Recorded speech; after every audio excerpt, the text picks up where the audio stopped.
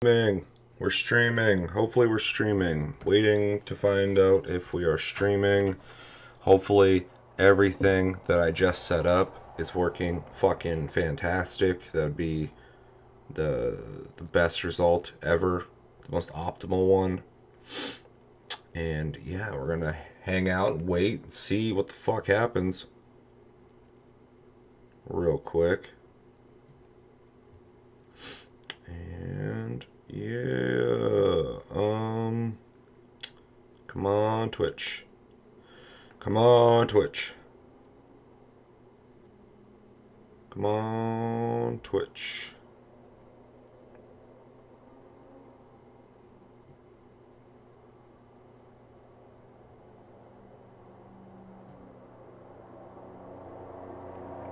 Come on, something, talk to me.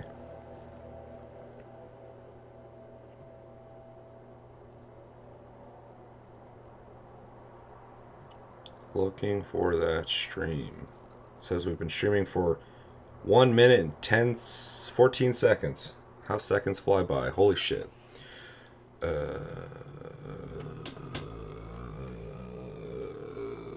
Ooh, gotta wake the fuck up. Alright, so let's work on YouTube, it seems. Very good. And then let's check Twitch, even though it's taking forever. I think this first one you'll really enjoy. I'm excited. I am very excited. And hoping I will enjoy it as well. Gonna hang out for a second, see if anyone shows up, and make sure the stream's working correctly. It seems to be working fine on YouTube. You're on Twitch, so it seems to be working fine there. And in some kind of alternate dimension, I'm sure it'd be working just fine and great on Mixer. Rest in peace. Oh, it says I'm live. Look at that. Alright. And I've managed to successfully not see, I think, most stuff that they showed. I'm trying to think of something oh yeah, Godfall. Everybody keeps saying that they're not interested in Godfall, or that they are. So I know that's a thing. I know that's a thing. Alright, let's see. Played some of Fall Guys and find it pretty fun, though I can't imagine not playing it more casually or with friends. It seems like it'd get boring quick otherwise. Yeah, I would not play that game on your own. You're going to get burnt out quickly. I played the beta, and I played it with friends, and I played it by myself, and when I played it by myself, it seemed to not feel like a chore, but it felt like I was deciding to play the game as opposed to wanting to play it, if that makes sense. Whereas when I played it with friends, I wasn't thinking about that. It is a lot more fun with people, for sure. Yeah, even though you don't, I mean, some of the scenarios you help each other, but it's not a team-oriented thing, really, so it's like, you know, whoever wins, wins. But yeah, I like it. I think it has a really good future ahead of it, and if they support it well, I think it'll do really well. It's really smart of them to release it on PlayStation Plus for free, because they just locked it in with a lot of fucking people.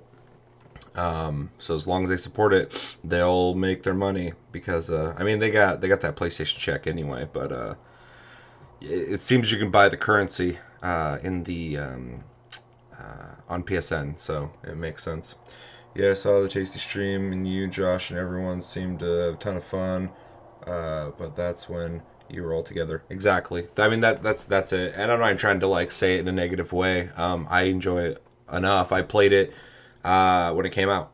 I've already played it. Can't talk about it too much, I guess, even though I'm talking about it right now. I forgot it's a PlayStation Plus game.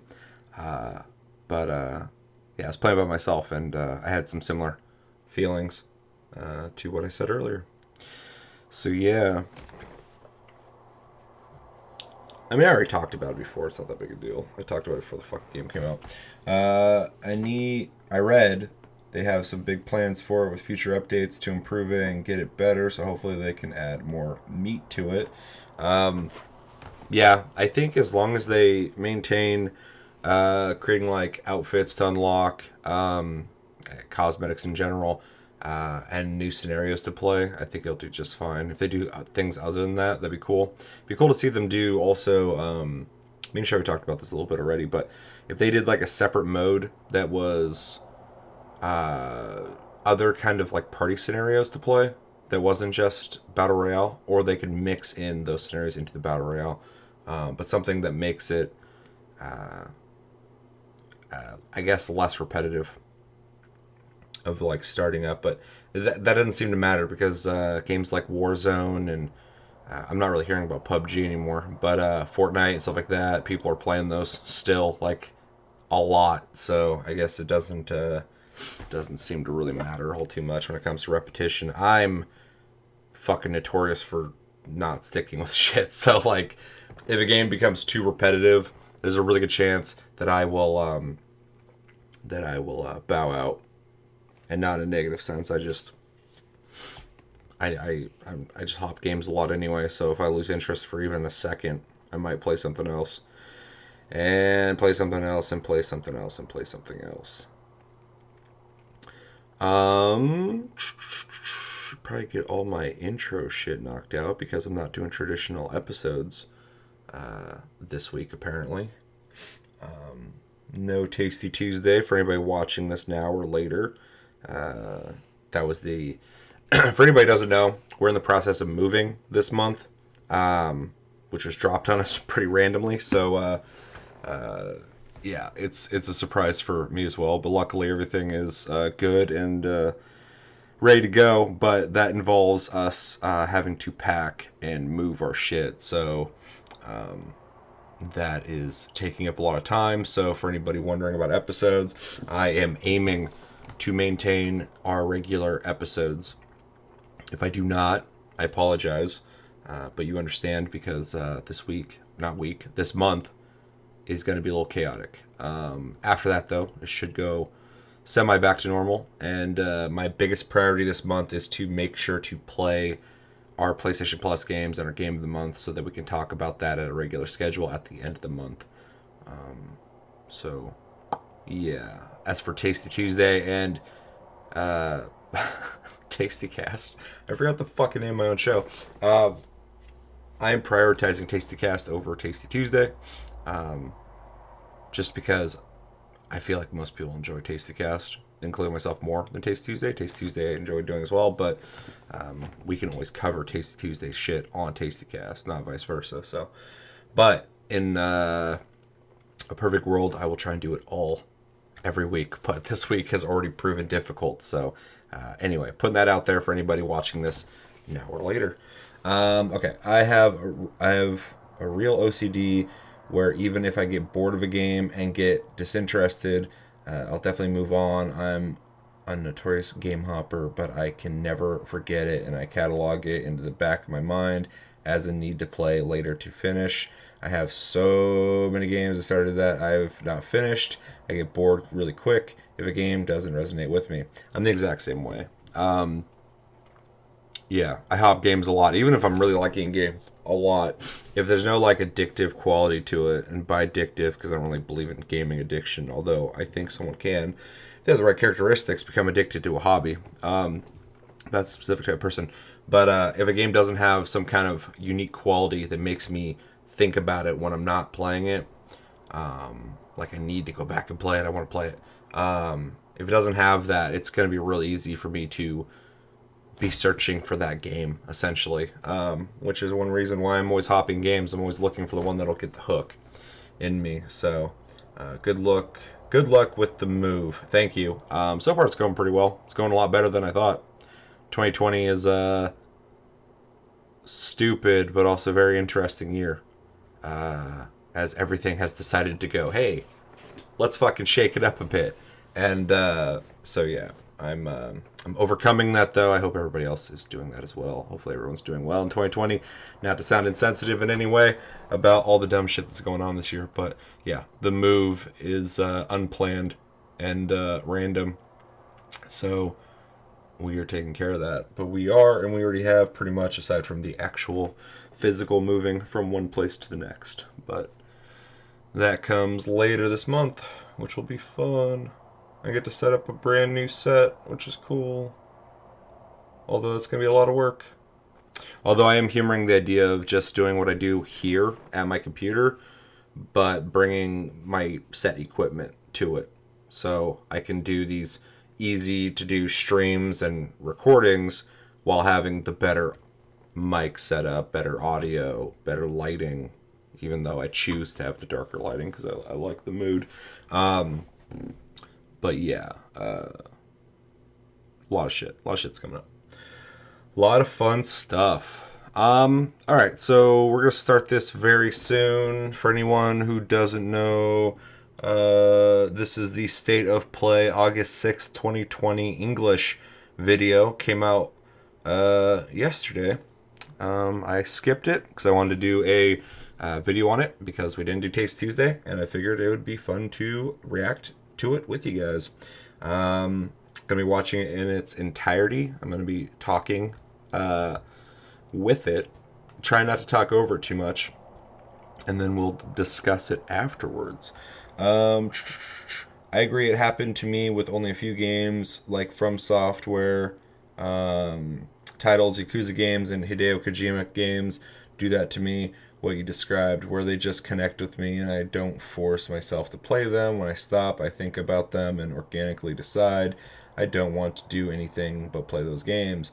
I'm driven to it by a sincere emotion of wanting to play more. Yeah, I need to get into Yakuza games more. I've played them a little bit and I do definitely see the appeal.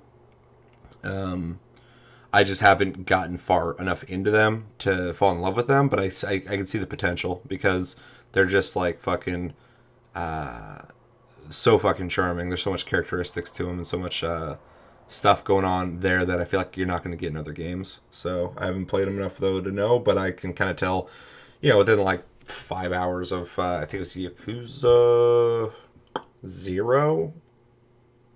There's another one that came out around that time too. Maybe it was 6 or some shit. 7? I don't know. Is 7 the newest one? Anyway, it's one of those newer ones I played and I really dug. And then we played one of the Kiwamis and that one was really neat too. I didn't invest the time, so but really neat. And yeah, I love From Software and obviously I love Hideo Kojima. Like anything he does, I'm all about it. So I feel that. Yeah, 11:10 a.m. We gotta jump the fuck into this. So yeah, we're gonna watch this and talk about it. And all Yakuza games have relatively slow starts, but once you get past chapter 1 to 2, that's when the game truly opens up and all of its charms come to the forefront. That's when I truly became a big fan of this franchise. Yeah, I like as you go further into the game, it seems like there's more stuff going on, not just storyline wise, but like mini games, things to do, different interactions, story arcs to happen. It has for a game that's just walk around, beat the fuck out of people, seemingly. There's a lot of living quality to it, which I think is really interesting. All right, so I'm gonna start this, and we're gonna go 3, 2, 1, and go. Let me know sooner than later if there's any audio issues so I can fix it ASAP. Thank you, and go. Now I'm expecting indie games because they said that, and not much PS5 stuff because they said that. I've seen some people bitching on Twitter, as I see every day, and a lot of people are upset that they didn't show some really high-profile stuff or prices for the PS5. I'm not expecting any of that, so I'll be fine. Because I read into things and listen to people when they say shit. About Crash Bandicoot 4, It's About Time. Crash 4 is a direct sequel to Crash Bandicoot Warped. The devious villains Neo-Cortex and Dr. Entropy have finally escaped their interdimensional prison, leaving an evil scientist-sized hole in the universe. Now they've got their eyes set on not only simply conquering this dimension, but all dimensions. And it's up to Crash and Coco to save the day. Crash Bandicoot 4 It's About Time is the first totally new game in the Crash Bandicoot series in over a decade. Yeah, it's kind of crazy. So for us at Toys for Bob, we felt that it was important to reintroduce longtime fans as well as new players to this amazing franchise. Hey, First, we caffeine. made sure to incorporate the classic tense, precise, and perspective-shifting platforming that we all fell in love with. And then we wanted to introduce exciting new elements that we can't. It's actually wait to pretty show bold you of them today. to Let's start go with traditional Insanity like the Beach. original This is ones. where Crash's adventure first started, and where To we have pick that things fixed up again in Crash 4. fixed But there camera have definitely position. been changes since we first saw Insanity Beach all those years ago. And throughout Crash 4, you'll Looks see those clean. changes to our gameplay and even our art style. Looks decent. Our art teams wanted to take inspiration from not just the original games, but the animated cartoons that inspired those original games, all while also delivering bigger, more awe-inspiring dimensions to explore. Throughout Crash 4, you'll see wide open new vistas, new character models, and lots of expressive animations. And with all of that, also Ooga comes booga. new additions to the platforming, like having the ability to wall run, Damn. rope swing, rail grind, and zip line as well. In the original trilogy, specifically Crash Warped, there were certain moments in the game where Crash would change outfits. Think Crash wearing a biker jacket when yeah. riding a motorcycle. That seemed like a natural area for us to expand upon. So we have loaded the game with tons of Damn, awesome skins that you can chicken earn and wear outfit. throughout the game. These skins are totally cosmetic and a fun way to express yourself while playing the game. And just to be clear, there's no MTX here. Skins are earned by completing It's different really sad challenges this is and the earning most gems within exciting levels. part of this, and that's not an Crash insult. 4 That's also just introduces the I quantum like the masks, idea of that. the powerful protectors of time and space. Crash and Coco will need their assistance throughout the game to tackle the crazy challenges that we're going to be throwing at the player. Whether it's Ika Ika, who gives you the ability to instantly flip your center of gravity at the press of a button, Kapuna Wah, who allows Interesting. you to slow down the world around you, or Lonnie Lowly, who allows you to phase shift elements in and out of existence. Bending the rules of reality and altering your environment with these new masks is a must. That is the We also least can't wait to exciting talk one to out of you the about three. Fourth mask, Akano, but that's gonna have to wait for another day. What we can tell you today, though, is that Crash isn't the only character you get to take control of during this adventure. For starters, you can Edgy play the Coco. entire game as Coco. Any level that you can play as Crash, you can also play as Coco. It was also That's very cool. important for us that she take a more prominent role in the story this time as well. But That's not cool. all. We've got a few other characters that you'll get to control Prominence key good. points in the adventure, so that they can provide their own fresh perspectives and new gameplay. Here you can see that you'll be taking control of Neo Cortex. He's all Oh about using his God, blaster why? to change an enemy in his path. In addition to playing as Cortex, we're excited to reveal that for the first time, you'll also get to tail slap your way through crates as Dingo Dial.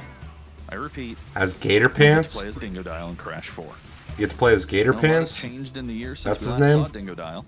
In fact, he hung up his old flamethrower rocket launcher combo when he decided to retire from a life of villainy and open a diner. Unfortunately for Dingo, Makes fortunately sense. for us, his adventure begins by witnessing the destruction of said beloved diner and getting sucked into another dimension. Finally, there's one more surprise I'm incredibly What the excited to show you fuck? today. The Crash Bandicoot series has always been about finding new and exciting ways to play through the game. In Mm-hmm. the past, it's been about taking on time trials or discovering all the hidden secrets. Well, This for looks Crash neat. 4, we wanted to bring something brand new to the table. So we teamed up with our friends at Beanox to create a brand new style of play for Crash 4 that we call Inverted Mode. It's our souped up, bumpa-berry fueled take on a mirror mode. Not only are perspective shifted, but now each of the dimensions are rendered in a new and unique art style that really changes the look and feel of the experience. One dimension could be asking you to traverse through a neon wasteland, while another tasks players with spinning paint all over the environment to see their path forward. We've even got one that feels like an old-timey movie, with the overcranked camera speed increasing the actual speed of gameplay as well. Once unlocked, players can replay all the game's levels with a totally new and dynamic look and feel. It's an incredibly fun feature that is going to give That's- every player, especially the completionists out there, a reason to revisit each level again. Yeah, to see that's what new and interesting. exciting That allows you experiences in to store for them. get more gameplay out of So that's what some you've of the already new built stuff that without we have in store for you in Crash making Bandicoot brand new 4, shit, It's about but time. making it different. I like that. Experience the space and time-bending madness on October 2nd. I don't know who the fuck Toys for Bob is, though. What have they made? He said that earlier. He's like, we're here at Toys for Bob. I was like, who the fuck is Bob? Third-party updates for PS4 and PSVR, and some new PS5 gameplay. I guess I can pause it. I loved this trilogy when I was young, especially the first two. I'm not sure I will be as into it now, but I'm definitely looking forward to playing this. I agree. I played them when I was younger as well, and I was into them then. I want to believe that I'll like really enjoy this. I don't know if I will. It looks fun. Looks fun. I also have this sneaking suspicion though this will be a PlayStation Plus game eventually at some point. And yeah, I mean I'll play it at some point. I just I don't know if I'm super excited for it though, but I think it looks good. I don't think it looks bad at all. But yeah, I don't know if my nostalgia will push me to play that or not. We'll see a price point though at some point, and I'll make a decision then. But I would assume that game's gonna be like $30 or $40. But it's also like an actual sequel, so I don't know if they're gonna go $60 or not. But for games like that, it almost seems like they always go 40. I wasn't super sold on this game, but when it was initially announced, but this actually sold me on wanting to get it. The details they revealed with the presentation I thought was really good. I agree. I actually think everything they talked about there was really cool. Before I wasn't really even humoring playing the game. So I was like, yeah, it's Crash Bandicoot, that's cool, blah, blah, blah, blah, blah. But now I'm like, I don't know, I might play that. I'm not like super hyped on it, but I do think it looks cool, so I can definitely see where you're coming from. They really, it sounds weird, they really kind of nailed making it sound a lot more interesting. I loved Crash Bandicoot Insane Trilogy and thought it was a big improvement over the original, so I still like Crash. Not my favorite platformer or something I'm dying to play, but I'm sold on getting it depending on the price. Agreed. Alright, moving forward. Let's see what else they got. We opened the show with an all-new look at Crash 4. It's About Time, coming to PlayStation 4 on October 2nd. It's Now let's keep the about party time. going with the latest from IO Hitman. Interactive. Don't fuck it up. You guys made amazing games, and then you fucked it up with one game, and then you made good games again. So just don't do that. Don't hit that speed bump.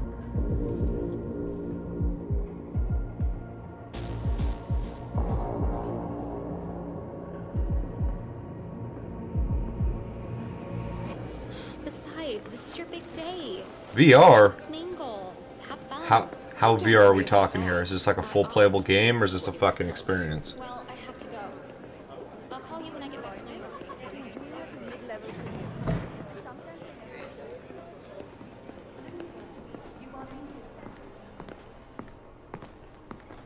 Can you play the game like this? Like the full thing?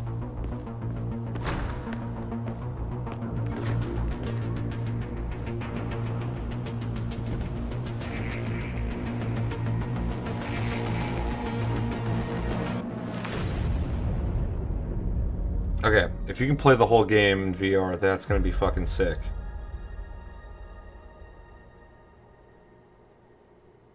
What? Okay, I'm pretty stoked for that. I assumed it was gonna be like some kind of little fucking experience, like that sniper shit that they did. This presentation made me salty because it was just a short video announcing VR mode. VR is cool and all, but I wanted more than just a VR mode announcement. I mean, that's fair. I would have liked more too, but as someone who really likes Hitman and I really like VR, the prospect of getting a full VR experience, a full game of Hitman in VR, really exciting to me. We didn't see it really. That was just kind of a proof of concept, but the idea gets me excited. I think that's pretty much all I needed to see when it comes to announcing VR will be in the game. I would have liked to see more gameplay though, for sure.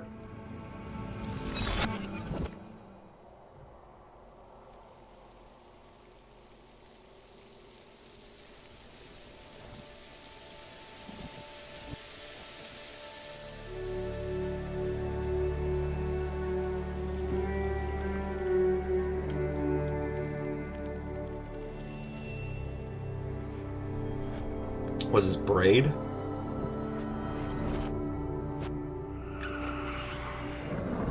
Damn, those rabbits.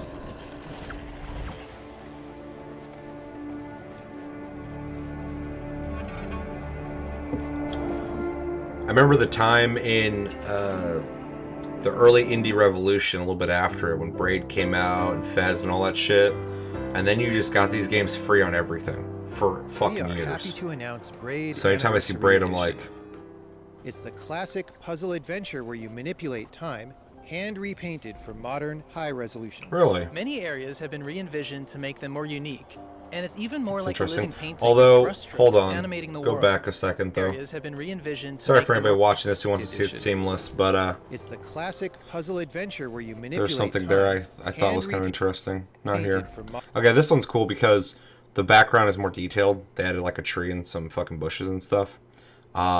It's less pixelated, which is cool looking. But this modern next high one resolutions. Many areas has me a bit worried because I almost like the older textures better than the newer ones. The older ones seem more handcrafted, I guess, if you guys see what I'm saying. And there's grass here where there's not grass there. You see this? Am I crazy? It seems like 2021. That's the newer one. 2008. The older one, well, some of the stuff's better looking in the newer one, but some of the stuff looks better in the older one too. Am I crazy? Look at the grass and shit. Look at that. I don't know. The background looks better in 2008. have been re-envisioned to make them more unique, and it's even more like a That one looks better. I guess. Yeah, it's weird. living painting. That's with brushstrokes literally it's just animating the confusion. world. So it was just confusion because I was looking at the two. I was like, shouldn't the 2021 one be more? Because they're building on top of something. Shouldn't it be more detailed? There are more than 9 pixels for each pixel in the original game. That There does are look new better, but this animations is something for that happens a lot motion, too with games Improved like this sound when and they music when to they enhance the mood, and many hours of developer commentary and remaster them interviews is they'll with smooth subjects it like out puzzle design, as opposed to add programming, detail to it, visual and it art. kind of We comes plan in to make it looking the most detailed commentary in any kinda game muddy. ever. So if you want to learn how video games are made, Braid Anniversary Edition will be a really good resource. We hope you'll enjoy It's a the game masterclass when it course comes on how out to make early games. next Is that year. what you said? That's cool though. I'm not super excited for it because I don't really want to play Braid again, but The Pathless is a mythic adventure cool. set on a mystical island. Let's take a quick tour in this new footage captured from PS5. made me Hi confused. everyone, The this ego is Matt behind that Nava from statement. Giant Squid. I'm Uh-oh. excited to share more with you today about our upcoming game, The What's up, Pathless. Jeremy? Where you been?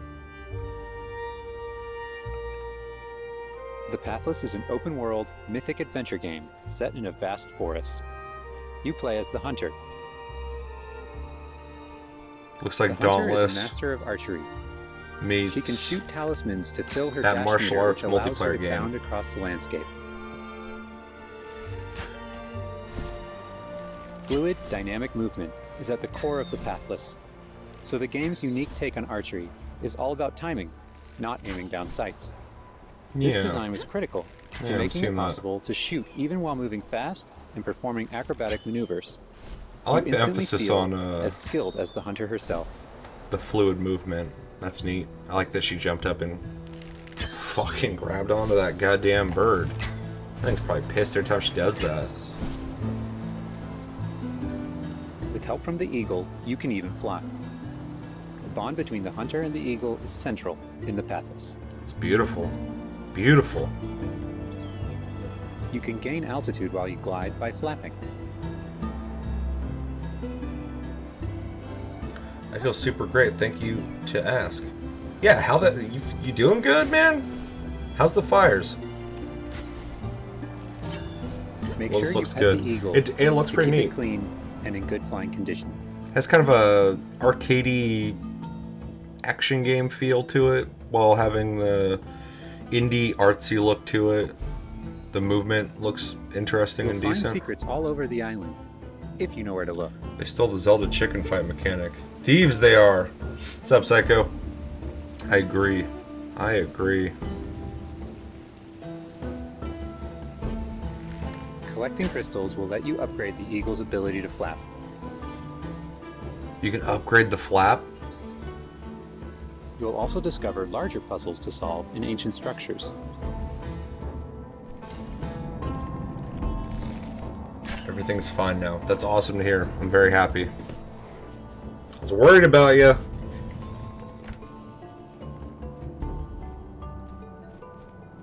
Upgrade the eagle flap.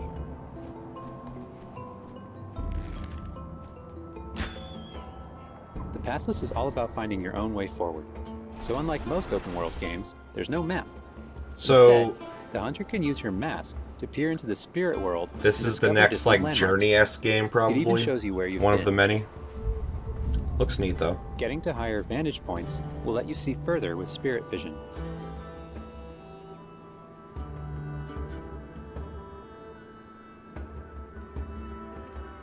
Giant cursed Mordor. spirits, the source of the darkness, will pose a constant threat to you on your quest. They will try to separate you from the eagle. That's it. No, don't touch the eagle. Don't grab it and fly around. That's mean. They're just activists. That's it.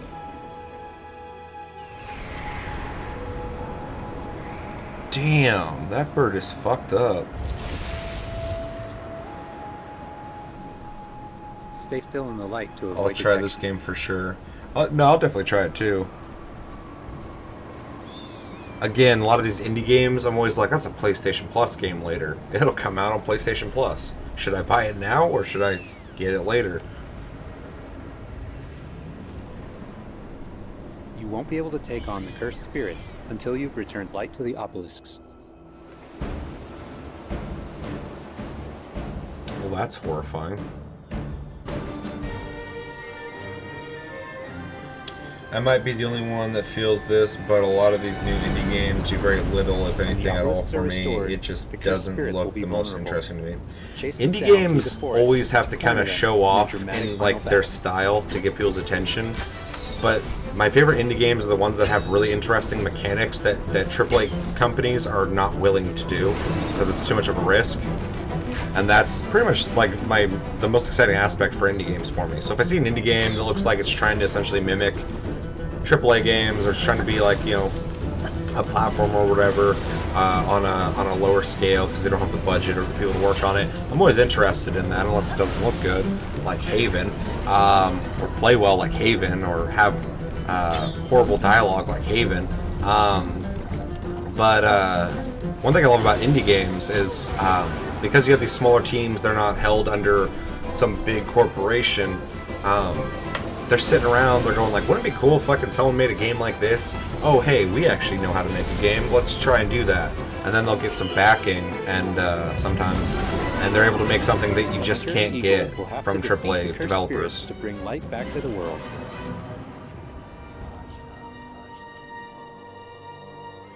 I also just I like hope the you idea of enjoyed this supporting overview of indie the developers as well, just because We've only scratched the surface. it's There's just so much like a more couple to people explore and typically discover. working on a game. It's amazing that can do that. Pathless is Although it's coming out easier later now this than it year. ever has been. Thanks for watching. It's still very impressive, and I like the idea of, you know, supporting, you know, not the AAA developers. Except for Haven. I'm just not into that game. Fuck that game. Whew. That guy got real guttural. What happened to the audio? Next up, let's see what's in store for Spelunky 2. Hi, my name is Derek. Is the audio still going? It like stopped on my side. Next up, let's see what's in store for Spelunky 2. That was weird. Hi, my name is Derek Yu, and I'm the creator We're of good. Spelunky. Spelunky 2? Jesus For Christ. Spelunky 2, I wanted to make sure we made something that got old fans excited and also brought in new players. Like egg It ships. was important we didn't And change the pups. things that made Spelunky such a And unique whipping experience snakes. in the first place. So many people became fans of the game through their friends and family, and even strangers on the internet. That's one reason why we're adding online multiplayer, so that You can't more hear people me? can play the game together. Hold on, we're pausing real quick. I just had a weird audio issue, and now you're saying you can't hear me. Can you hear me? Can I be heard? Hello? Hello? Hello? Hello? I can hear you. Thank you. Alright. I agree, Hellblade, Senua's Sacrifice, and Kingdom Come Deliverance, for example, are two indie games. And those are big indie games. But yeah, they are. Although Hellblade, yeah, I think you could consider that indie, but it was made by Ninja Theory, who made AAA games back in the day, but the budget on that was like not funded the same way as their original AAA games. So it's kind of an interesting area there. But Kingdom Come Deliverance is 100% an indie game, and it's fucking crazy that it exists because it's a massive game that's a AAA experience, but indie made. But playing the experience they offer, nothing like what you'd get from an actual AAA. They offer something you don't get anywhere and feel like they tried something fresh. 100%, I agree. They're both bold ideas that wouldn't get greenlit by Ubisoft, EA, fucking Activision. I mean, any of those companies wouldn't have made them. They're referred to as something. What is that? Triple I games under the informal classification systems for indie games that achieves something analogs to what a AAA game does. I'll have to look into that. I haven't heard that referenced, but I believe you. Sup, BB? What's going on, dude? Why aren't you on Twitch? Why are you on YouTube? Everyone's over on Twitch. Alright, we're good to go. Let's go. And I also wanted to include that feeling of community into Spelunky 2 itself to make sure that the game felt Grab the welcoming, puppy. even though it's difficult. What In was that Spelunky thing, 2, when Bigfoot? you do runs and discover new characters, you'll also be building an in-game community and family. I designed the world of Spelunky 2 to feel much more rich and dynamic than Spelunky 1. It's going to feel a lot more That was full. much more rich and Players will be able fucking, to explore and interact with it in lots of new ways. much more rich For than example, fucking you'll explosion. be able to ride turkeys I got lost trying to figure out what I was looking at. and find hidden passageways. And you'll have to choose between Did anybody branching play paths as you Spelunky make and your did way you love deeper it? into the caves. Because I played the original Spelunky and I played it late. And it didn't As a it didn't result, the grab me. stories players create will have much more texture to them. Even after many, many hours of playing, I still have Don't have interesting the runs app. that don't even go past That's the cool. first You can hang area. out on YouTube. In Spelunky 1, runs often centered around the shops and how you chose to interact with them. So in Spelunky 2, we've expanded the shopping Jesus experience and made Christ. them more nuanced and exciting. And also added new characters that can help you or hinder you. Given how amazing the Spelunky community is, it's hard to say how long it will take to find the deepest secrets. But I think That the great dude's the thing about fucking deepest Spelunky is that secret. the deepest secrets are the ones that even I don't know about. And there are lots of new things to play with that I hope players can use to push past the boundaries of what we, as the developers, know about the game. There's a dog I gun. have two types of favorite stories from Spelunky fans. First are when people are genuinely surprised by something that happened in the game. That dude gets fucking trigger happy. Holy And shit. second, the ones where people shared a fun experience with friends and family in multiplayer. Bug These are gun. the stories I wanted to expand upon in Spelunky 2. They're really what guided my design choices. After releasing Spelunky, I knew there was a lot more that could be done with the concept and the world. Knowing that possibility was out there is what's been exciting for me and the It rest does of the team. seem a lot more In a lot of ways, when Spelunky 2 content comes out, rich, I want players feature to rich. experience what we experienced. seems like it's got a lot making it. going on. That feeling that there's something special there waiting for you to discover it. A big thanks to the fans who've waited patiently. It's for us crazy to we're finish getting a Spelunky too. Spelunky's been around for It's been fucking a long ever. journey, but I think it's gonna be worth it. Thanks. Hope so. Makes me concerned though when Warhorse Studios making the sequel to Kingdom Come Deliverance after being bought out, or Hellblade 2 Senua's Saga as a first-party game. I don't want them to lose their identities becoming actual AAA under the corporate feedback system. Yeah, we'll see what happens. That always freaks me out as well. We've got a bunch of new I PS4 agree. updates to That share game with is you, new to me. starting with a Pug closer gun. look at Genshin Impact. Big Eye. I'm excited for Spelunky 2. Damn, you die a lot. Yeah, the game's just trying to fuck you over. Hey, there's something strange over there. Come on, let's It looks take a cool. look. I'm not a huge Spelunky fan, but I'll definitely try it out.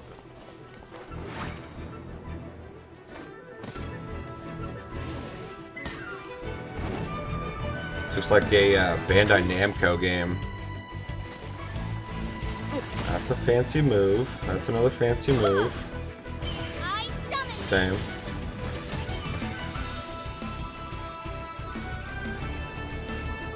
Dude, this song, dude, it bangs.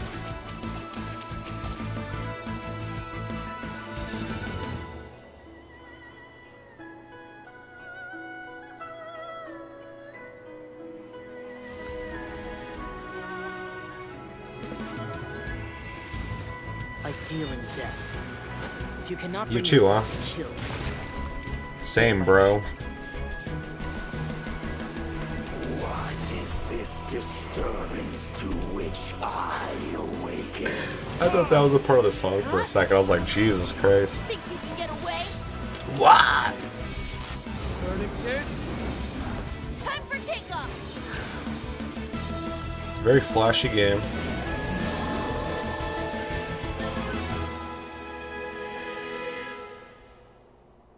Yeah, it looks interesting.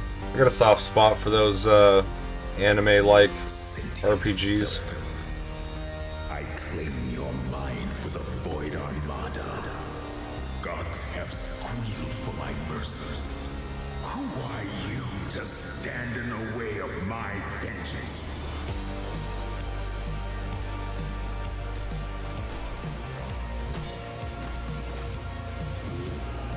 This ambition of yours, what a waste of stardust. It's an interesting art style. I don't know if I love it, but the animations are decent.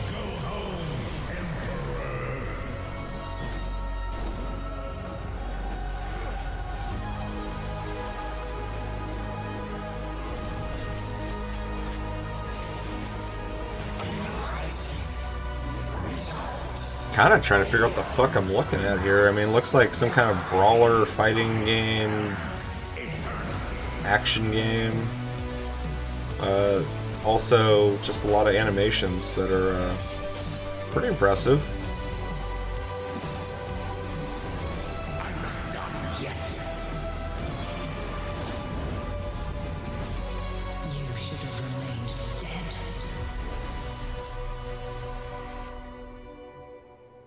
Must die. Aeon must die. Alright, pause real quick. Whoa, put that back. Let's see.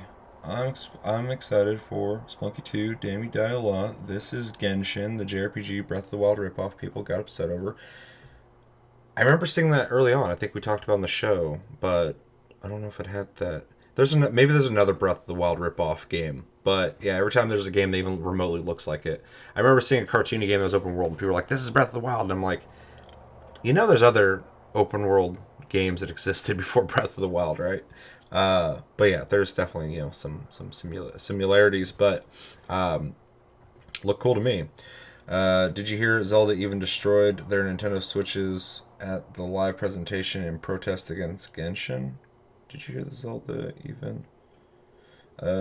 Just because they didn't like it being even mildly inspired on any level from Breath of the Wild. People act ridiculous. Zelda fans. Okay, I processed it. I was like, okay, gotcha. Doesn't surprise me. People act ridiculous all the time over the most mild and non-important things. So that makes sense. I'm interested because I like JRPGs. Agreed. Same. Fine then. NFG. Here he is. Twitch. There you are. You hopped over real quick. Zelda fans.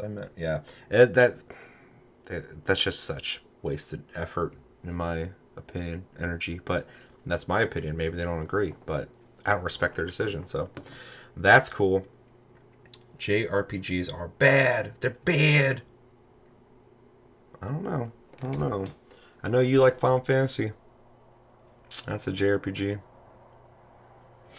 Alright, moving on. We got another ship game. Shut Psycho. Got him. Even if I ever got so offended and mad at to want to destroy my Switch, I'd pause, look at it, recall how much I paid for it, and think if I want to rebuy it. I mean, if you have like expendable income you don't give a fuck about, or your priorities are fucked, you might not care about that, but I think most logical people would probably think that way.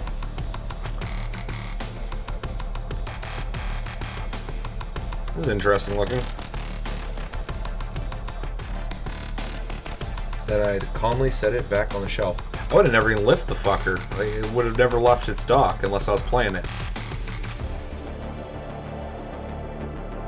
I can be quick to fucking go whoa, whoa, whoa, and get loud about shit, but I'm not the most grab something and break it, throw something, hit something. That's not. That's such wasted energy.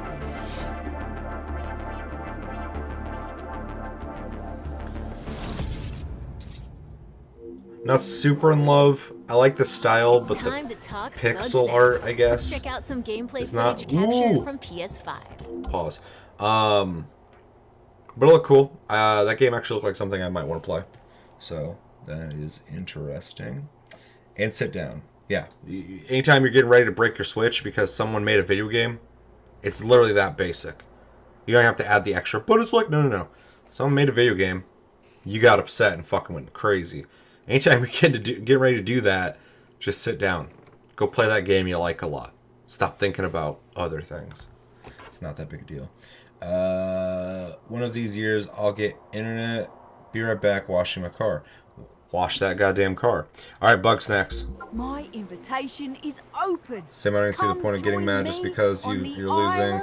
I've never felt an urge to remotely throw my controller down on my bed. I take care of all my stuff. I just see it as a challenge to get better. Agreed. 100%.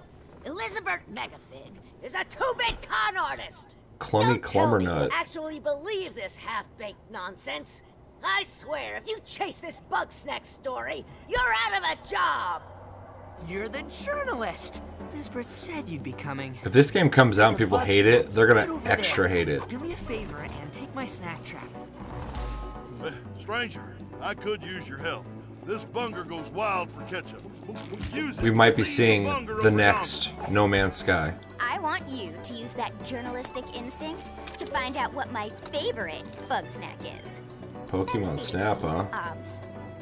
Bug Snaps. He misses Papa. Oh, of course he does. Well, I have a few prototype traps that I could put to use. Damn, that guy looked very scary. You're pretty good at stuff, and Holding that nobody gun. hates you yet. You can catch bug snacks and bring everybody back to Snacksburg. I'm definitely buying this. I already knew that anyway based off the original shit, but gameplay-wise, looks fun. Back alive. You just might keep your job. Now get going and try not to fall off a cliff. Jeremy, it's Bug Snacks. Holy shit.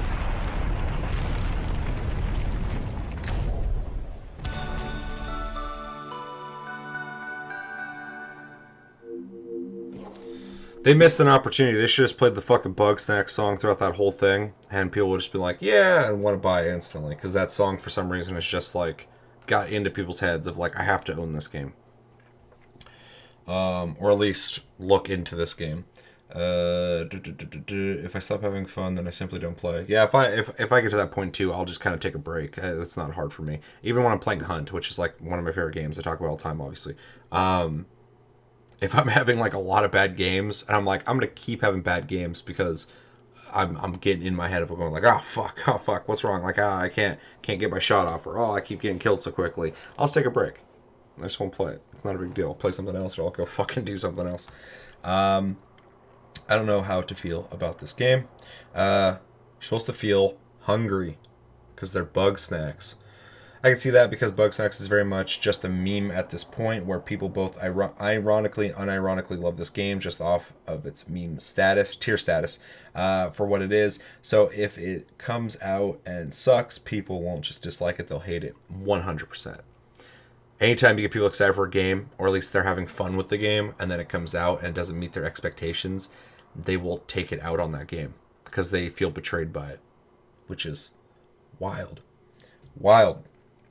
But I like the last game they made. I like the creativity. I like the effort they put into making the game feel like it's its own thing. You see it and you just know what it is instantly. And now seeing the gameplay, it looks like it's got all these small little fun things to do. Seems like there's going to be a lot of variety on this game and how you're going to play it. It's got that weird fucking quirky charm to it. So I'm sold on it. I was already sold on it before at the prospect of it, but now at this point, I definitely want to play it. Made me hungry, as it should. You should be very hungry. You should be very hungry. Curse you, Seth. Even just simply mentioning the Bug Snacks song puts it in my head. Now it's stuck there. I can't get it out of my head now. That's the fucking that's the goddamn the magic of Bugsnax. Is that song is probably one of the most catchy songs to be put in a game in years. I can't think of the last game where I was like, I heard a song, I'm like, oh shit, I gotta get this. It like programs you. It's genius. It's unfair. A lot more in store. Let's start with an update on an eagerly awaited Imagine what we PlayStation just VR saw game. without the song. You'd be like, oh, that's weird. That's a weird thing. But then you got that catchy ass fucking Bugsnax song, and you're like, oh shit, I need this. All right, Star Wars VR. I like VR. I like older Star Wars. I'm one of them. I don't understand why you never mentioned that you had the Force. Okay, I don't like that.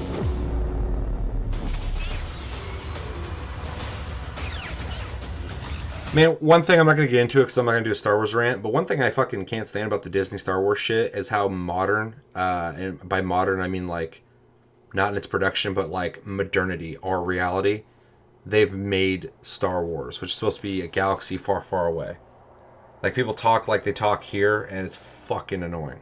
It's so annoying. Takes me completely out of it. Obviously, it's just a VR game, but even in the fucking movies, the jokes and shit, the way they're formatted, we're so of that era in time here now.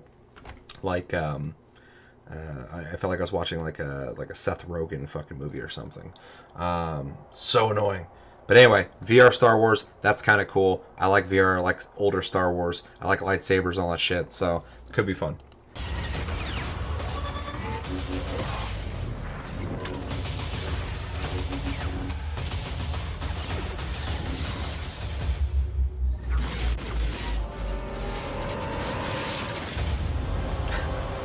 That's the big build-up. Go to black, get that fucking swell, and you're just like, bzz, bzz, bzz, bzz, bzz, bzz, just zapping everything. Oh, that's funny.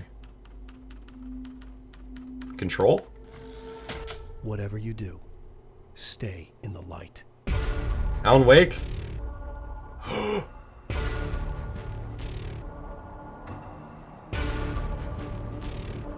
Oh, yeah.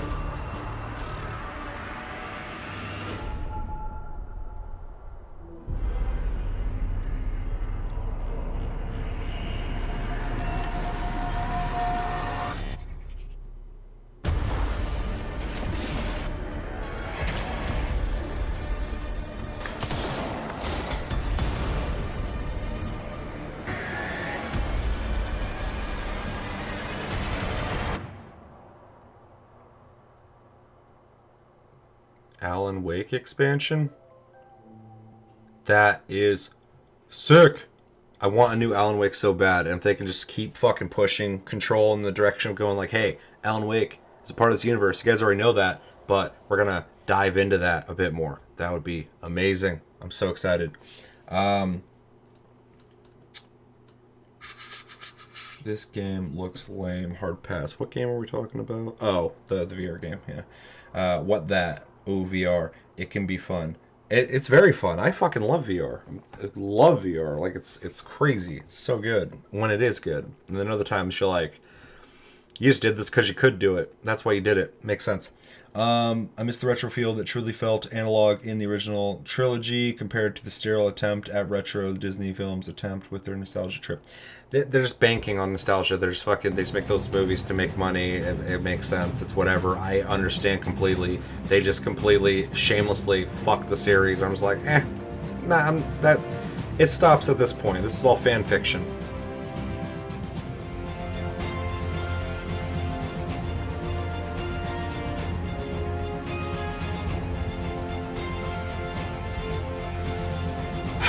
This does nothing for me, but maybe it's one of those games you gotta play and go, wow, this is really fun. But visually, I don't give a single shit, if I'm being honest.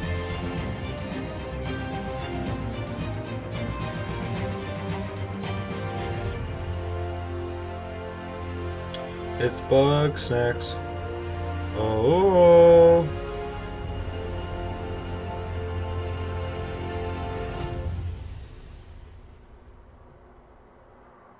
Ooh, that victory got me so excited. Auto chess. My hype level is crazy right now. Crazy as fuck.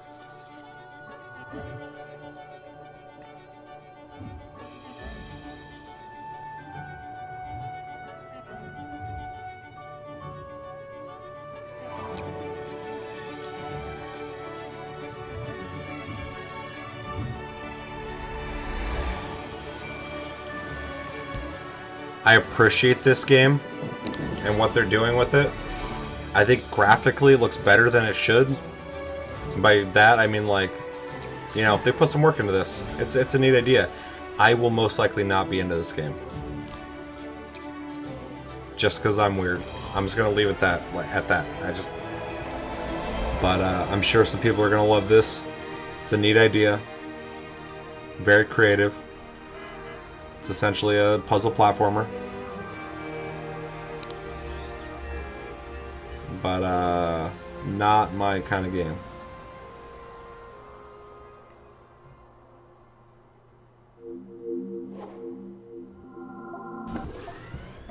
Made for now kid. let's take a look at 2 new True. games headed to PS5. We are the forest shadows. Ghosts You are. I'm not. running silently between the straight, cold lines of a corrupt state. Man, Focus Home Interactive is all over this. Didn't they make Plague Tale though? Because that game was fucking. I didn't beat it, but it was really good from what I played. Unless the game gets really bad later, but what I played, I really enjoyed. Those they claim to protect. I was actually really impressed by it. VR is such an experience that can only be appreciated and truly understood when you play it. It doesn't matter how many times you try to explain your experience to someone, they'll never understand a game as simply as Tetris Effect made me cry in VR as a transcendent experience. Yeah, it's amazing. VR is amazing, and you can't watch a video on it. You can't. I mean, there's some people still haven't played VR. That's understandable. It's fucking expensive, but if you play the right thing, it's an experience that you can't get from video games. So people are like, it's a fad. No, it's just a different way of playing video games, like literally. What was stolen? And you can get experiences there you can't get otherwise. So, oh my god, now I'm singing the Bugsnax song the moment you started. It's so easy to do that. Made for kid, looks kind of cool. Reminds me of Echochrome. Yeah, kind of. I mean, it looked interesting. It's just I know myself, and when I play that game, I'm gonna be thinking about other games. But that's why I tried to get across. Like you know, I appreciate it. I just don't think I'll be into it.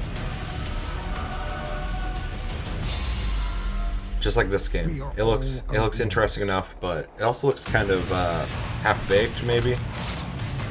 But some of us will become legends. Some of you, not me. Seem easy. I might be wrong. It probably is. I think the harder part of the game will probably be the puzzle aspects of the game. This reminds me of those games like Unravel, just a platforming puzzle game built around a single concept. Pretty much. That's what I agree with that. Temtem. The game with the absolute fucking worst names for their Pokemons in any game I've played that's like Pokemon. Their names are so bad. I can't remember any of them. But it lets you rename them anyway, so I just named them what I thought I should name them. Granted, that took me like 5 seconds to think up a name. They probably planned theirs out, but so mine might be shit, but I liked them. And that's all that matters. I need to come back and play this though. I played it like when it came out, but then I came back and played a little bit, and there's a lot of shit they're still adding to it, so it's cool though. I'm glad it's coming to console. It's really weird that it didn't already, but I'm sure they need to Before we wrap up, let's take a tour have of a final version of it. New PS5 gameplay for this melee-focused action epic launching this That's my holiday. style. Yep, they developed Plague Tale. Yeah, that's what I thought. 2021 is too far. You can rename. Oh, I know you can rename. I renamed them all.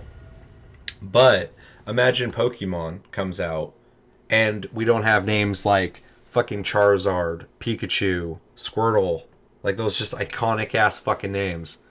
And they're called like, I don't know, Wawa, Fire Lizard and goddamn Electromouse.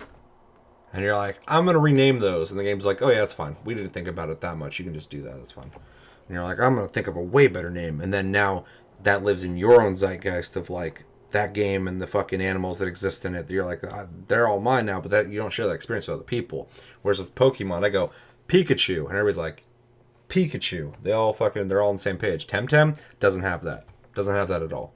I don't see people going like, hey, you know, that thing I named him Henry. He's like half monkey, half butterfly, with a snake tail coming out of his ears.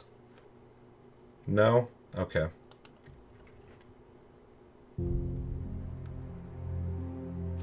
Hello, my name is Hi. Keith Lee, and I am the game What's up, Keith director Lee? for Godfall. On behalf of Counterplay Games, we are very excited to share gameplay with you today and to offer you a glimpse into the mystical world of Godfall. Today, you'll be seeing extensive gameplay captured on a PlayStation 5 development How kit. extensive? Please keep in Are we mind talking that here? the game is still a work in progress, and Very some extensive? things may change from the final product as we continue to learn and harness. For any Xbox fans, I apologize so much. I'm a fan of Halo, and I don't mean to talk shit, but this game, my hype level, not really there visually. I think it looks fine, but the concept of it sounds really cool to me, and we'll watch it. I apologize for fucking pausing. I'm more excited for this game than what I've seen on Halo so far. And that sucks, because I fucking love Halo. I was just looking at this, and I was like, this game's graphics are okay. I thought the same thing about Halo. And I shouldn't be thinking that for a game like Halo. I don't know why I'm bringing it up. I just randomly thought about Craig and the weird fucking graphics and how this game, a game I'm not super stoked on, I'm still stoked on it more than fucking Halo. A AAA game made by one of the most legendary FPS series of all time. It's fucking crazy. Godfall, I'll definitely pick up. Yeah, I'm probably going to pick it up as well. The idea of it sounds really cool.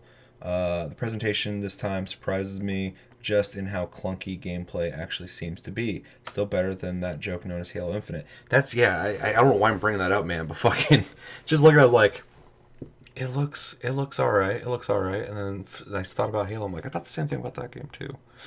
And that should not be a thought in my head. the power of Sony's next generation console. Please enjoy.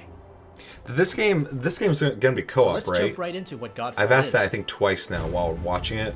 Godfall is a looter slasher that He'll features talk about intense it. action, satisfying moment-to-moment combat, and Yeah. robust See, loot progression systems. I like that. You can I like enjoy the the game co-op. at your own pace, I like the playing loot. alone, or through online co-op with up Should've to just 2 waited. additional teammates.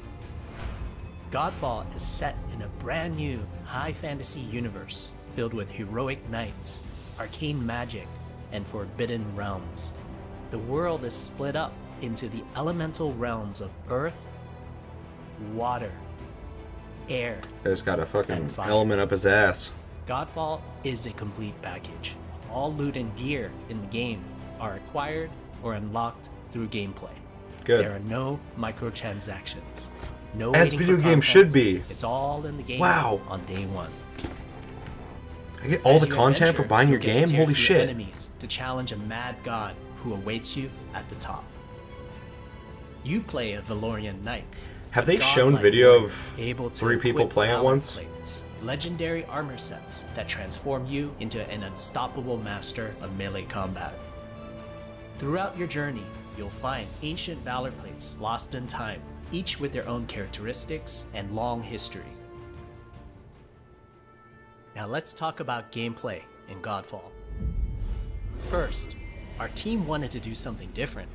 We wanted to combine EA playing action without needing to RPG pay? What loot sorcery is progression this? with 100%. third-person melee combat to create what we think is a looter slasher. See, I Our like game that. is therefore I like one that. part gear-driven and one part player skill-driven. In other words, not only do we want you to find exquisite weapons with powerful loot traits, but we also want you to have that feeling of accomplishment for mastering the wide set of combat mechanics available to you in Godfall. From a combat philosophy perspective, the melee combat in Godfall is intended to be fluid, dynamic, and interactive, embracing offense over defense. more often than not, you'll be facing multiple enemies at the same time. As a result, you should always be moving. Here's my struggle on this, and anybody who's like super stoked on this or not stoked at all for this game, I'm like in the middle, and the reason that is because everything he's saying sounds fucking awesome to me. Everything he's saying. I'm like, this sounds like a game I need. Then I'm watching the game, graphics are fine, combat is fine, design I think is lacking a bit in some departments. But I'm also just seeing this guy, and this is probably early game, but I'm just seeing this guy kind of repeating the same combo at these enemies that seem kind of generic. And I can play that. That's not an issue. Like, I can definitely do that, especially if there's gear involved. I can overlook a lot of things. I like getting awesome gear in games. But I feel confused because my brain's telling me this game sounds fucking awesome. And I'm looking at it and I'm like, it looks fine. But then I'm also looking at a couple things. I'm like, I don't know if I'm really fucking stoked about what I'm seeing. I feel like, but I felt that way before they ever showed the gameplay.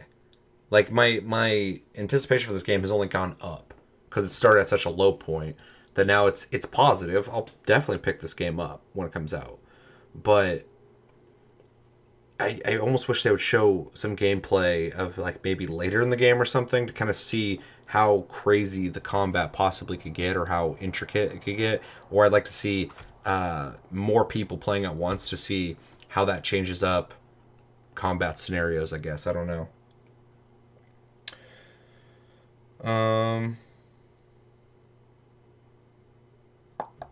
Let me go back real quick.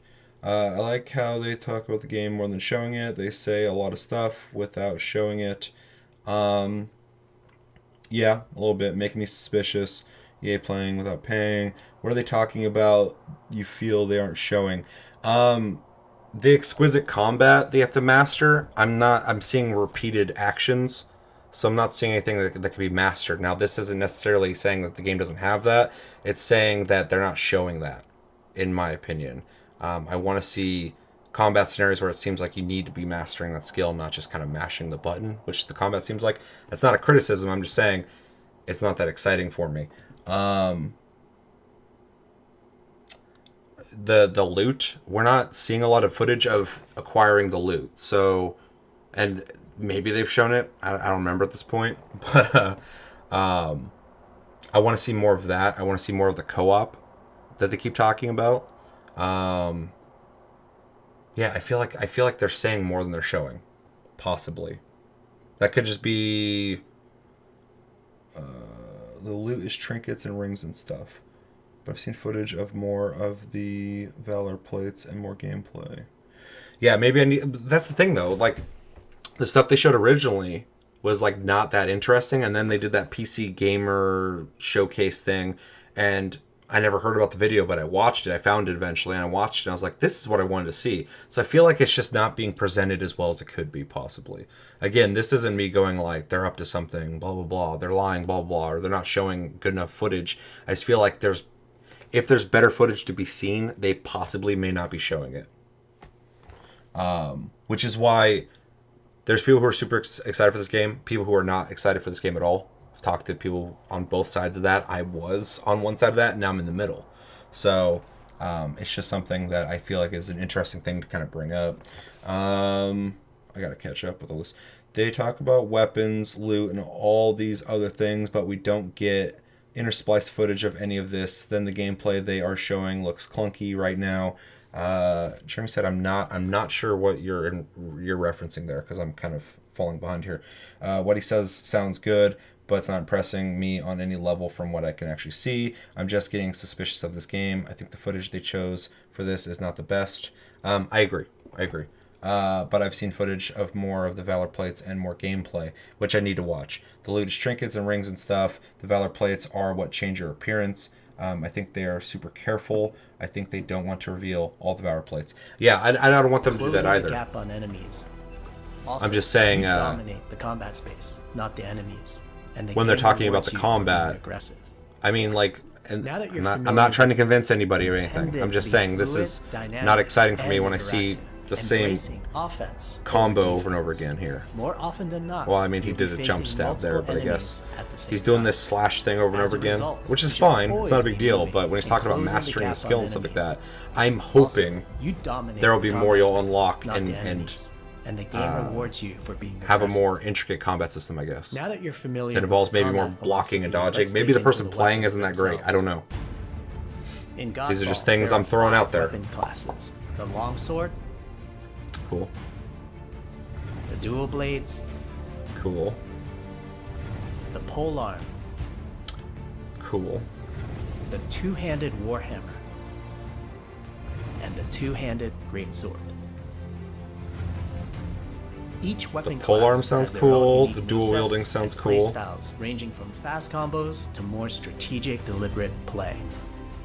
As you defeat enemies in your adventures, you will acquire numerous weapons. I really want to For see each the weapon co-op category. because I feel Each like the weapon with combat their would be a own lot more fun primary with and other people. secondary I want to see how the abilities. AI reacts to 3 At a people. later date, we will delve into the weapon classes and how to modify them in greater detail.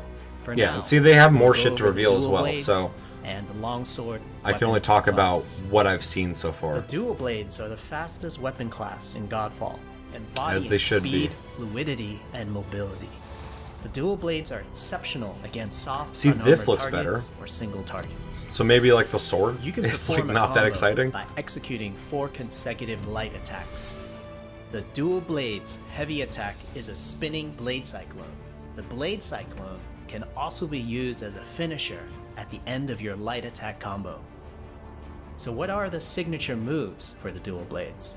As you build up charge, you can also activate Inner Focus, which is unique to the dual blades, which inflicts massive damage in a short period of time. There's also Mortal Coil, where you can throw your blade into an enemy, pulling the I like that they're kind of, towards and you other games by have done pulling this, it but I in. like that they're doing kind of the Monster Hunter thing, and every weapon type isn't just Now let's like switch to the how quick and how longsword much weapon damage it class. does, but also that they have characteristics Longswords to are them that make them balanced feel weapons, unique. embodying crisp damage and simple cooldowns without needing a lot of elaborate combo setups. And that could be the thing as well Similar with a to dual sword. blades, Typically in a lot of games, longswords just have their a own 4-hit one-handed light sword attack is combo. normally like Then there's the heavy go-to attack all around, finisher, everyone which can be get used to used it kind at of the end weapon. of your light attack combo. There are 3 signature moves for the longsword class.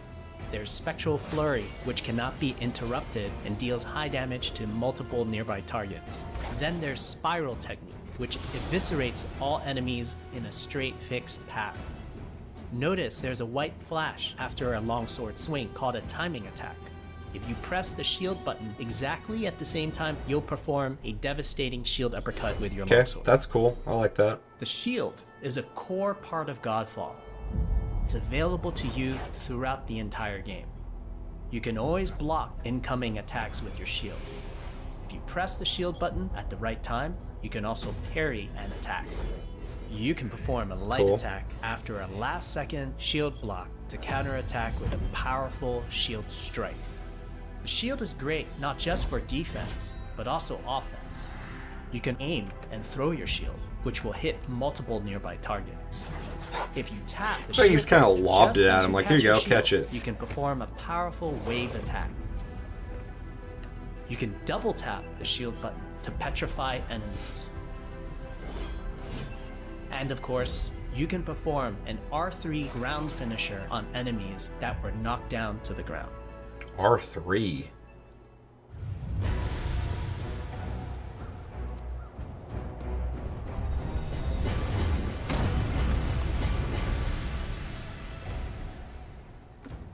Alright. Sorry guys, I'm pausing one more time. I wanna see what you guys are saying. I'd also like to clarify that I'm not saying I think this game will be bad or anything. I think it'll be decent, but nothing I've seen is impressive in selling me, but what he says sounds great to me. So don't think I'm hating on this game. I have to go. I'll check the rest later. See you, everyone. See you later, Jeremy. Hopefully we see you soon again. Game could use more weapon types. Maybe something of the wall and crazy, off the wall and crazy. Yeah, I agree. I think that with a lot of games, though. I'll play any game and I'm like, oh, like, if 5 weapons, I think is a fair amount, right? Like, there's enough variety there, specifically if they're all different and do different things. But yeah, Around 5 is like the perfect beginning point, but I always want more after that. And then some games will have too many, and I'm like, there's so many to pick from. That's never a complaint of mine. But yeah, I agree. The Valor plates have abilities and change your gameplay, so I think that plays into them not showing as much, which is a great point. That's a really good point. If that does change the gameplay up and they don't want to show that off yet, you're going to have not as much to show gameplay-wise. But even in the short video that I've seen so far, I went from watching the guy with the sword just kind of around the same time the guy mentioned this is a skill-based game but also a loot-based game. And I was looking at it, I was like, what? I don't know if it's translating, right? But at the same time, I'm really trying to emphasize here, I'm ignorant. So this is not coming from an informed point of view. They talk about synergy between your Valor plates as well when you're in co-op, but showing stuff like that might involve revealing stuff they aren't ready to, which is another good point. I really want to see the co-op though. I think, because like I said, I'm probably picking this game up. I'm just not like, fuck yeah, but I'm sure it'll be fun. But the co-op will be the real, make or break thing. If the co-op looks like shit, which I don't imagine it would, that would make me go, I don't know, I don't want to play this on my own. But if it looks awesome, looks fun, I'll definitely pick it up. I'll definitely pick it up. Wade, oi, what's up, dude? The stuff they're actually showing now as he talks is doing better service than the earlier stuff in the videos. Still not sold, but it's better. This is what it means to be in sync with what you're talking about, and what you're showing doesn't look that skill-based still. No, but we are seeing, we can use the word vaguely, I guess, skill-based or skill-based, so your personal skill or skills that they're giving you, in which we are seeing skills being used, things you have to understand and know when it comes to your weapon and how to use them, which is technically skill-based, so it's not necessarily misleading. And they have shown more, so. But they're also probably meaning both, because you're going to be fighting bosses and shit where you're going to have to know how to use your weapon, know how to use your skills, and know how to block and parry and throw your shield and all that kind of shit.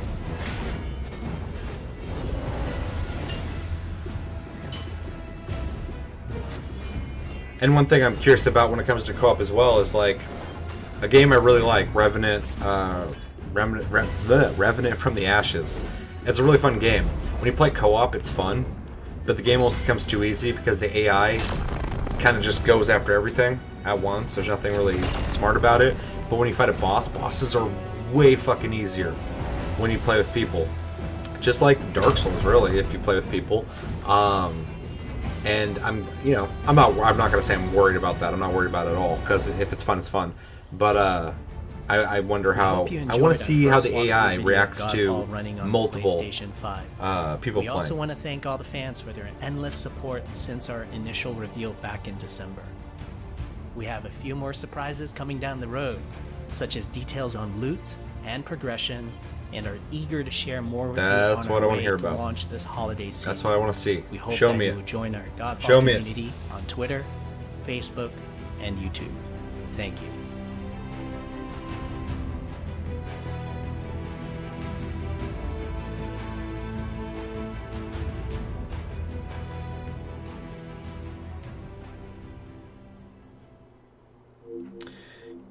That's a wrap. Oh, wait. We hope you enjoyed this peek into the future of PlayStation. Oh shit, it's already See you next time. 12:15. I gotta start getting ready soon. Yeah, see you next time. Thanks, State of Play. Alright, going back real quick, pausing real quick. By no stretch was it super difficult, but I just plat Ghost of Tsushima. I absolutely adored that game. That's good. Game of the year? Game of the year? No spoilers? Game of the year? Possibly? Possibly?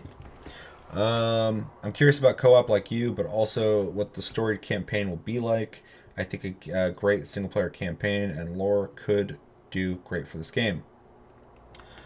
Yeah, possible. I mean, I'm not gonna say possibly. That would definitely make the game better, but I don't expect like a great story from that game. But if it does have one, awesome. That's not something I'm gonna complain about, obviously. Game of the year, hands down for me. The only competition for me will be Cyberpunk. Yeah, I can see that for sure. Did you beat Last of Us Part 2 or Final Fantasy 7 Remake? I have not beaten either of those. I still gotta... I'm into all those games. I just haven't beaten any of them because fucking... I don't know. This year sucks. But yeah. I gotta beat those so I can figure that out myself. But I'm so fucking excited for Cyberpunk. Which, let's be honest, will probably take it. I hope so. I have a feeling that it will be, but I also had a feeling that Last of Us Part 2 would be one of my favorite games this year, and it's pretty cool. I like it. I have my 2 Game of the Year contenders coming out in the same month, November: Yakuza, Like a Dragon, and Cyberpunk 2077. Do you think Yakuza... You like Yakuza though a lot, so it's almost dumb for me to ask if that could take that for you. So, because you have an affinity for it, which makes sense. Yes to both. Yes to both. You didn't absolutely love them. I actually played a large chunk of The Last of Us Part 2. It's okay, I guess. It's not great. Some stuff I love, some stuff is just a complete mess about it. I did finish Final Fantasy 7 Remake and adore it. Yeah, I gotta finish those. I was absolutely just in love with Final Fantasy 7 Remake when I was playing it, and then I got distracted and I just haven't come back to it. I literally have no good excuse at all for why I haven't beaten it yet. I literally, from beginning to this point I stopped, loved everything. So I just need to get back into it. I gotta sit down and start fucking playing it again. Last of Us Part 2, same thing. I absolutely love certain parts of it, and other parts are not even bad. They're not even like, eh. They're just not to the standard of what was set for me in the last game. So it feels almost like a step backwards. Yeah. All right, so I gotta finish this up. So State of Play, all in all, I think it was a really good presentation. I think they showed a lot of stuff that was fun, things to look forward to that aren't the big, huge titles, but things that they definitely want you to know are coming out. I think a lot of people who complained about this, like a lot of these, were waiting for price point, more stuff about PS5, and big games like Grand Theft Auto 6 and other things that we have no reason to believe are going to be shown off right now. So again, people's expectations failing them, essentially. It's always good to go in, with hopes and ambitions and aspirations in life, blah, blah, blah. But to just assume what they should be showing you when they don't meet your standard, getting upset about it, it's ridiculous. I think they showed off some really good stuff here. I honestly think most of the stuff they showed off is stuff I want to play. Not things that I'm super excited for, that I'm like, oh my god, I can't wait to play that. Some things, maybe. But for the most part, there's some games in there I didn't even know were coming out. Some games that I didn't know I was interested in playing, but I knew were coming out. So they did their job. They did exactly what I think they should have done, and that's get people excited for games. And put the spotlight on things that need the spotlight, and that's awesome. So Crash Bandicoot, by name alone, that's not going to get me super excited because it's been so long since I actually cared about Crash Bandicoot, but this does look fun. It's a game I would play. Whether I would pick that up or play it on PlayStation Plus, it's a game that looks like it's going to be fun. I'm going to wait and see what people who get in their hands and play it have to say about it before I really start making a decision towards moving towards it, just because it's not a game I'm super hyped for, but it looks interesting. Hitman VR, I'm excited for. They didn't show much on it, but if you can play the games fully in VR, that is awesome. I can't wait for that. I forgot which one this one is. Oh, is this Braid? Yeah, Braid. That's cool. They're bringing it back. I'm done with Braid, but I like what they're doing with it. And any big fans of Braid are probably going to fucking love this, and that's really cool. I forgot the name of this game already. It's not Giant Squid. It's something else. But, the Pathless. This looks interesting. This looks like the next Journey type game. It's got some cool mechanics. I like its fluidity when it comes to its movement and its traversal of the landscapes. It very much looks like an indie game, but it looks like it's going to be a fun adventure. Probably going to be a short game. But it looks cool. I will wait to see more on it as it gets closer to releasing. Spelunky 2 looks cool. I wasn't a huge fan of Spelunky, but I liked it enough. I wasn't in love with it, but I thought it was cool. So whatever they can do to improve that formula and make it more interesting, that's awesome. So I will be excited for that. And I hope people who love Spelunky absolutely love this game. I forgot the name of this game as well. I'm interested in this one. Let's see if I can find the name before somebody in chat tells me. Why can't I remember its name? Breath of the Wild game. Show the name. Show the name. Genshin Impact. It looks cool. I'm interested in it. I have a soft spot for JRPGs, anime JRPGs, stuff like that. So I'm interested in that. I will probably pick it up unless it comes out. But you're like, dude, do not touch this game. It fucking sucks. And I'd be like, are you sure? Maybe I'll get it on sale. This game also it's something. It looks cool. I forgot the name of it as well, but it looks interesting. This looks like a PlayStation Plus game though, which is always kind of a weird way to put it, but you know what I'm saying.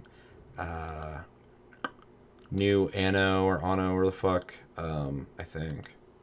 Isn't that what they showed off? No. This game looks cool too. What did that say? Oh yeah, I think this is Anno. Anyway, this game looks cool. I would probably play this game for sure. I don't know if I'm gonna go out and buy it though, but it's cool. Bug Snacks, first day buy. I gotta play it. I'm excited for it. Very excited for it. Star Wars VR, dude. I like VR. I'm sure it's gonna be fine. If they give it to me for free, I will definitely play it. I will definitely play this game for free.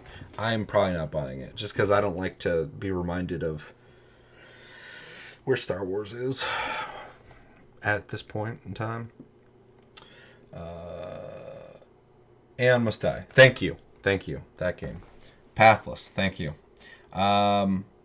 Shit. Let's see. What two struggles with? Oh fuck. You guys said a lot of stuff. Last of Us Part 2 to me struggle most with its writing, which I agree 100%. Which I would argue is bad in its structure.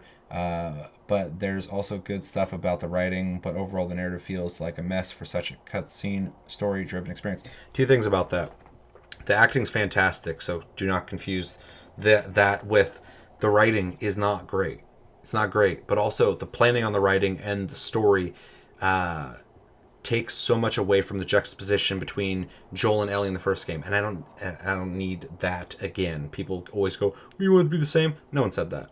Anyway, it takes away from this dude from a different world, essentially, hanging out with a person who was born of this world, having these discussions that is so interesting. Whereas the new game is everyone is just kind of this world, and they don't have any reference of the past. So when they have conversations from things of the past, it's more so like, oh, what's this? I don't know. Oh, weird. And then they move on, and it happens so much that like it just kind of takes away from that interesting charm that made the first game so fucking cool. But the writing again is not as good, and people don't remember that Bruce Straley started The Last of Us. Neil Druckmann joined him. They worked on it together, and then Bruce Straley left, and now Neil Druckmann made this one. So if you're like, what's up with the writing? Well, one of the people who started the project isn't part of this one.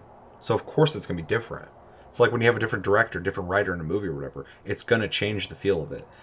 Good or bad or just different, it's going to do that. So that's one of my biggest issues with it, is you can tell something is not there from the first game.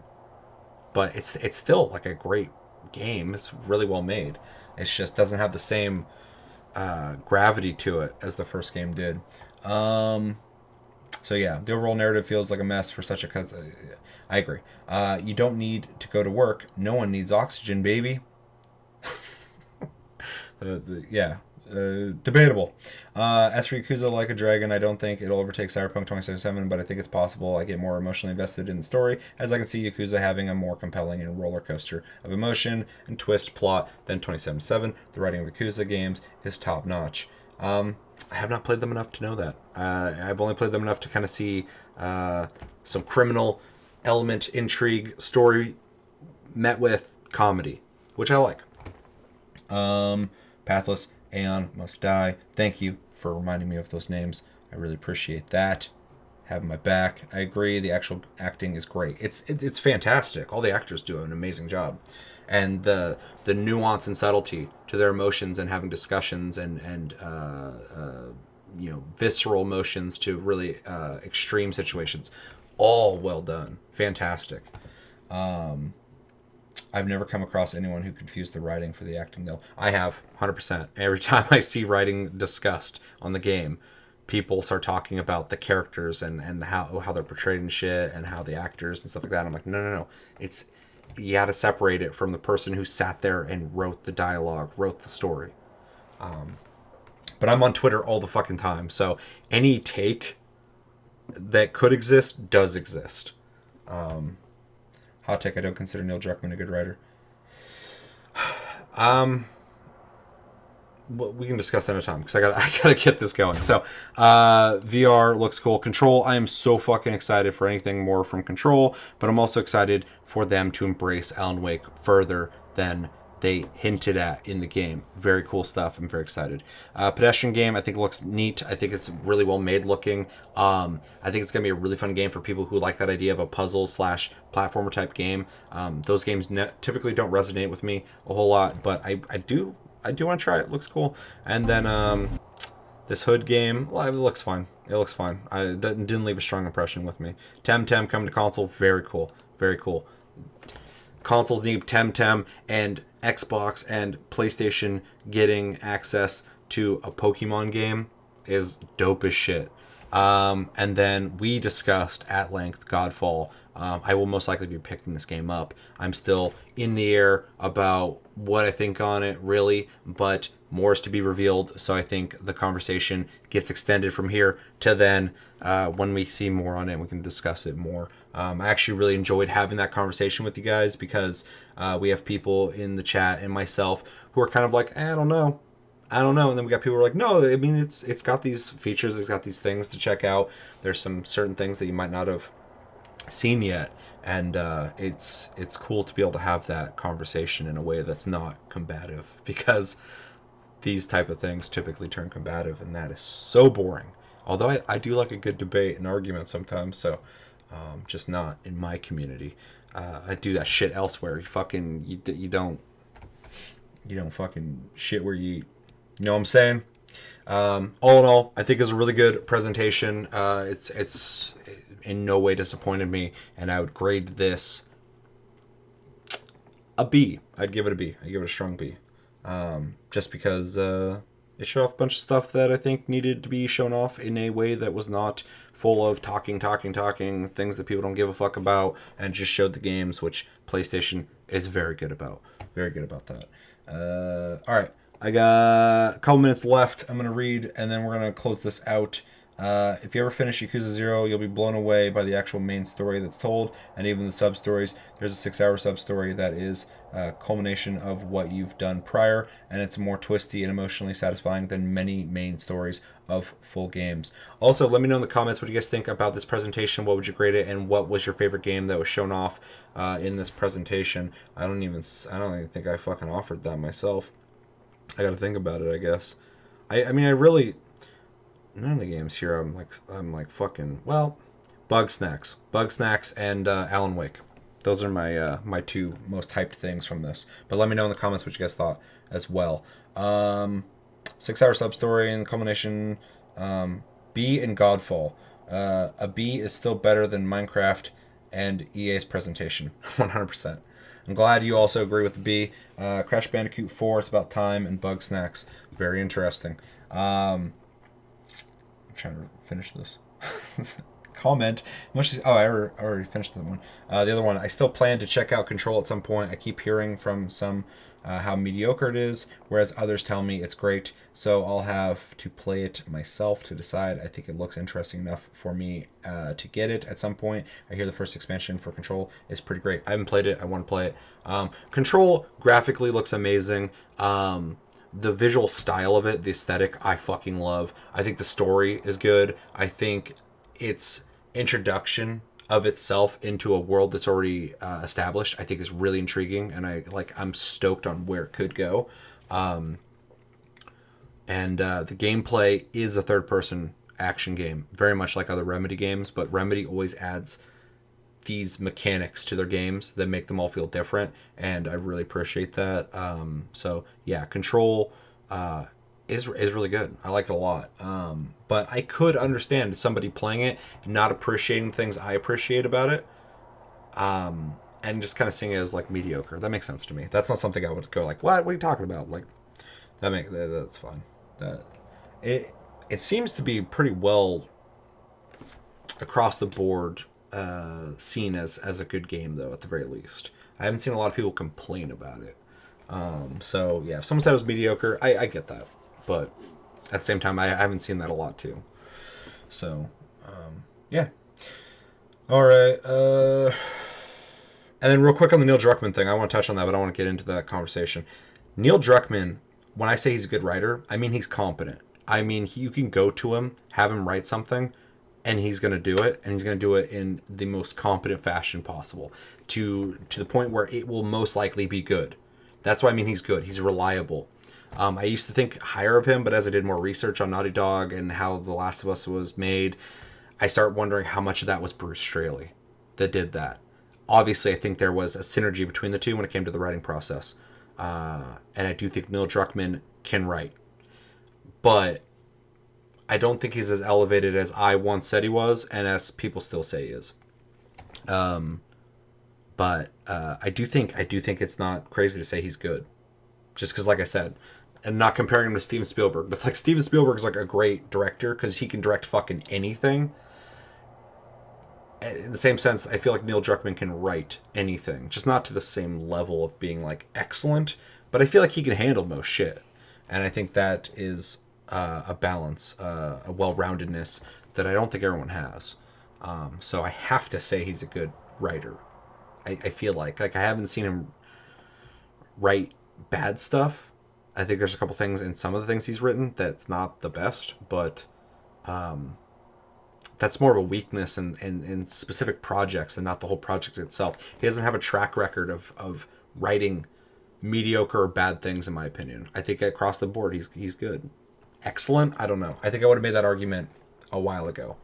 But yeah. Yeah, I've never heard anyone go, it sucks. Nobody ever said it's outright bad. I can understand what you're saying, but The Last of Us Part 2 has just shaken my ability in his competency as a writer, characterization themes, plot structures. A lot of it is just all over the place, and I feel like the writing of this game was put into a film, it'd be a lot harsher received critically. I agree. I agree with some of that for sure. I haven't beaten it though, so I can't be too 100% all in on it, so I gotta beat it to know. But I think across the board, the writing reminds me kind of like an HBO miniseries, kind of. So some good stuff, some bad stuff, but it's nothing excellent so far. But yeah, time will tell. I gotta beat it. All right, guys, I gotta close this out. I gotta get the fuck out of here. Thank you, everybody who hung out and watched the stream with me. It's always appreciated. Always have fun talking with you guys. You guys always have a lot to say, which is great because so do I. So we have conversations that I really enjoy having. And that's the whole point of this channel. Anyone watching this possibly who's not part of the community, I think you guys all are, but if you are not part of this, you're watching this later, make sure to subscribe, like, or follow me on Twitch.